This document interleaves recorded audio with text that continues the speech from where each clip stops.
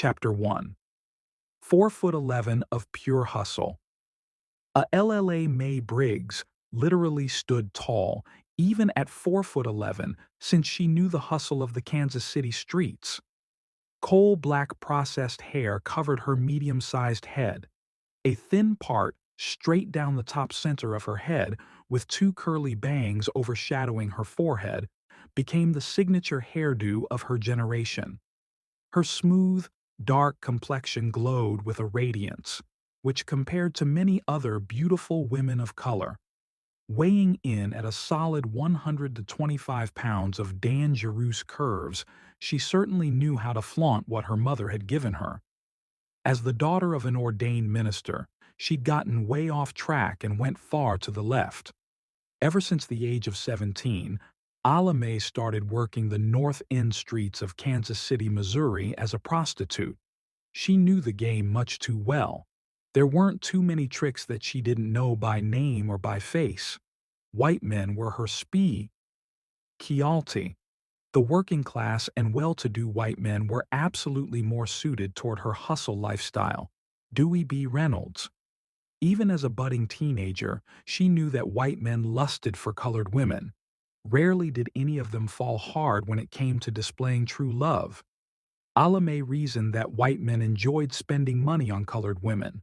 Whether it was their wives or girlfriends or just some hooker that they picked up on the streets, they didn't mind spreading some of the money around. Ala Mae and many of her hustling sidekicks stayed as far away from colored men as possible. It didn't take them long to learn that colored men often posed as tricks wanting to pick them up, then pretended to have a hotel or a house available for some unadulterated sex. That's when things turned for the worse. Once the women were lured to these locations, they'd beat them and threaten to kill them if they didn't come and work for them. Pimps were the worst kind of vultures. They always sought out the weakest women for their prey. Preparing for the worst would be the greatest survival tactic for Ala Mae while working the dangerous streets of Kansas City. Shrewdly, she kept a razor in her purse and another razor tucked away on the side of her bra strap. It was early 1962, and prostitution was booming at the far north end of Kansas City. Deep within the northeast section of the city, brothels, bawdy houses, rundown motels, and cheap resorts were stationed along several long and short blocks. East 12th Street became dubbed as the immoral hotels and strip joint district. Noted brothels along the 6th Street and Locust District were potentially for or staffed by the colored people. An even larger concentration of solicitation occurred along East 6th Street between Grand Avenue and Cherry Street.